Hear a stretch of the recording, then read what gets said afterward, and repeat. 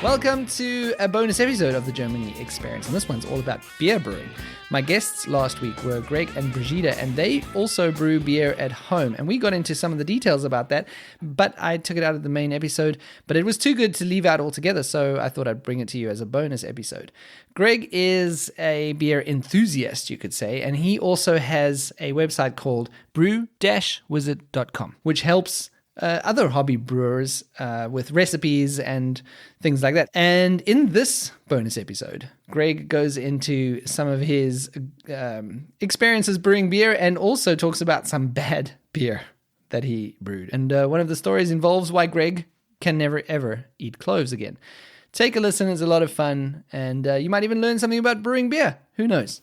You're a bit of a beer connoisseur. A bit, yeah. And you brew your own beer here in Germany. I do. So tell me a bit about that. Like, what does that entail? So what does it entail? I mean, the brewing process is actually, it's actually quite simple. I mean, essentially you make a tea out of your malt. Yeah. Once you extract the malt, the actual physical kernels. Sugar. Yeah, well, yeah, so you separate the kernels from the sugar, so you have the sugar. So sugar turns into alcohol, right? I don't know if you knew that. So basically what you do is you take all this malt extract and then you cook it. So you boil it and then you put in your hops. And then once your hops are in, you cool it down as quickly as possible because there's something called a protein break essentially. So you want to cool it as quickly as possible. And then you throw your yeast into it and then you have beer after 2 to 6 weeks. Okay. Yeah. And you do that here in your apartment? So on the balcony, I got a lovely pot that I got from my mother-in-law a few years ago. It was like €600. A few years ago. 10 years ago. Like yesterday. Yeah, yesterday, whatever. I don't know. I don't recognize time anymore.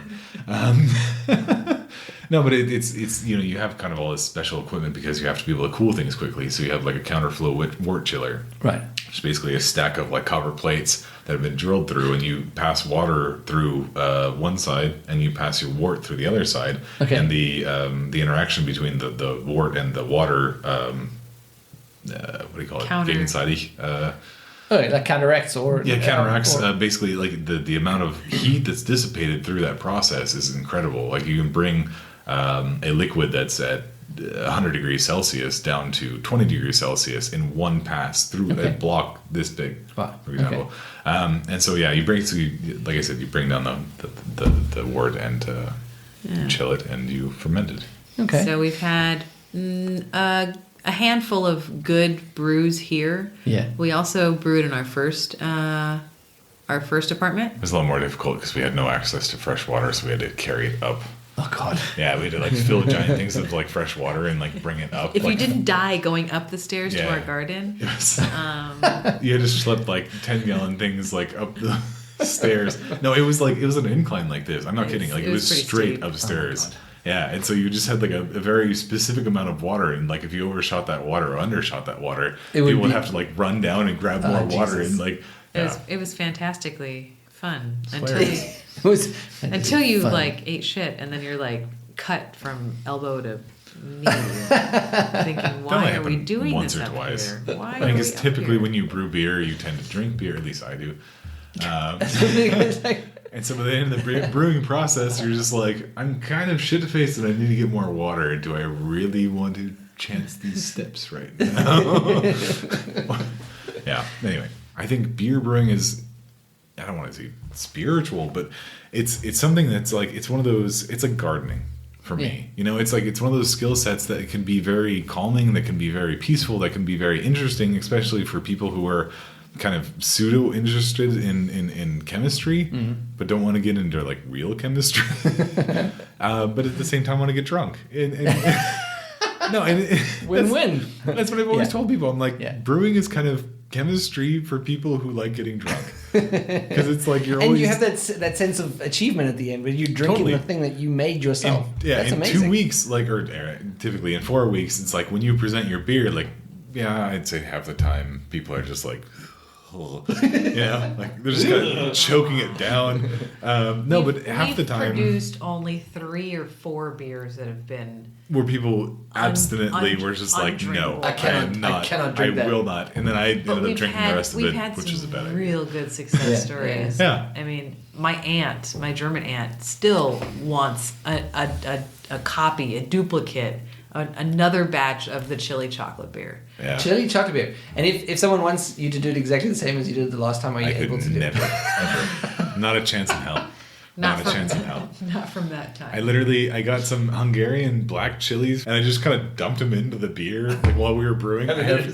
Perfect. The actual measurement, no fucking idea. It's like half a Tupperware full of random Hungarian chilies. Like, how can you ever match that one again?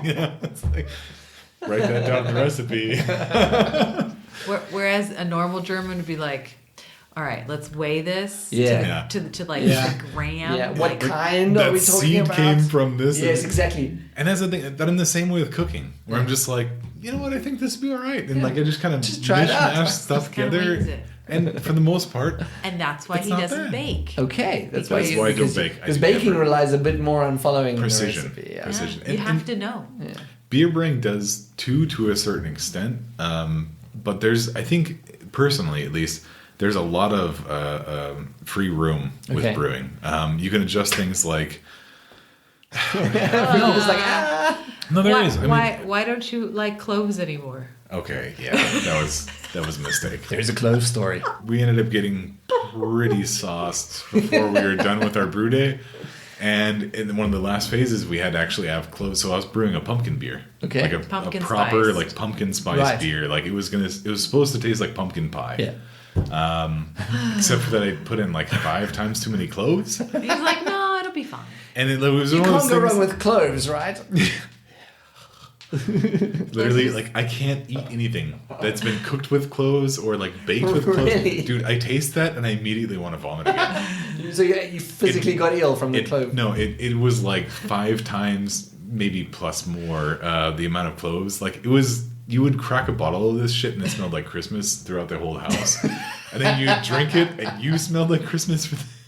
Like it was horrible how many cloves I put in there. And I didn't realize it because I was like, the recipe they're calls for small. like, they Yeah, call for can't like be- 2 little, Yeah. whatever the stars or whatever the hell It's they're like you called. need a lot of these in 2 here. cloves. Yeah. You just need 2 cloves. And I was just why like- do you need 2 cloves? No, I was just like, We need more.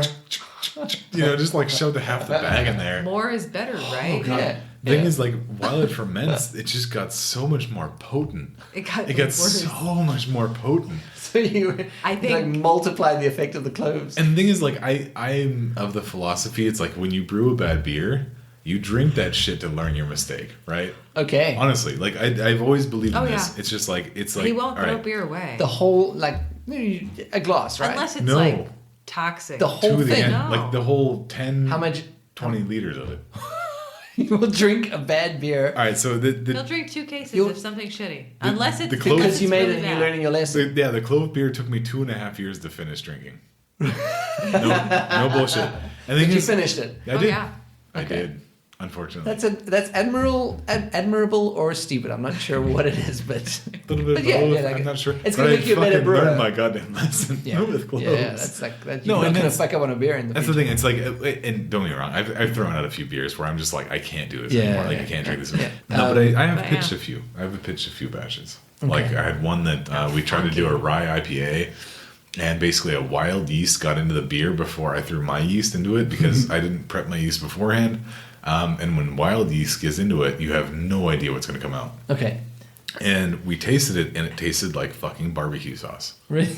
but like bad. It was like Okay. It was like Not in a good way. spoiled. No, Because I was Not in a thinking, good actually, way. I could think of a beer that tastes like barbecue no, sauce. it was like up Sounds front. a You're pretty like, good idea. oh, this is weird and sweet and funky, and then it would just be like acrid and like was dead. Like I don't know. Okay. How do you? Yeah.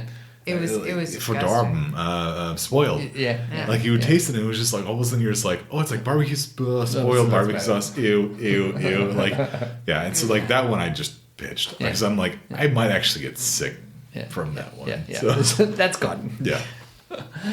Yeah. So, but you've worked on a website or a concept for brewing beer, right? Yeah, for more than 4 years now. Okay, 4 years. Yeah. Okay. Yeah. It kind of started because I hadn't programmed in a very, very long time. And a friend of mine, Connie, we were brewing beer one day, and he saw this kind of weird Excel spreadsheet PDF thing that I'd printed out. I'm like, yeah, this is what you have to follow. And he's just like, what the hell? And I'm like, That's from the 90s. What are you doing? I'm like, this is modern beer brewing. This is how you kind of calculate your formula and how much water you need and how much temperature you need and things like that. And he was like, we can totally do better. And he's like, like a couple months, this thing will be done. And it's now 4 years later. Yeah. It's literally now 4 years later, and we still haven't quite gotten it perfected yet. It was a little bit more involved than we thought. Yeah. No, we tried to develop like a web application to allow you to brew beer. So it's like, oh, I want a New England IPA, and I need this and this and this ingredient. But we kind of figure out the calculations for you so that you know how much water you need, what temperature, what kind of color it's going to be based on the malt that you have, how hoppy it's going to be based on the hops that you have, et cetera, et cetera. It's basically paint by numbers for beer brewing. Just follow the recipe and you get your right. Right. Like we try to give you a few like example recipes that you can take. So and that's for like the novice. That's for like the person that doesn't know anything about. That would be like me. Like I'm starting out. Right. Yeah. Do you also explain the equipment that you need? Like. That's the one thing that we haven't gotten into yet. Okay, so your current website is what is it? Brew. So www.brew-wizard.com. Yeah, and that's up and running already. There's things that people can find, their recipes and so on. In German and in English. There you go. Yeah, we translated it, and we even have a little demo site, so you can kind of play around and just try a recipe without creating a whole equipment profile and stuff. We just kind of assume you're going to brew about 40 liters, and Cool. Yeah. Very cool. So definitely check that out. Yeah.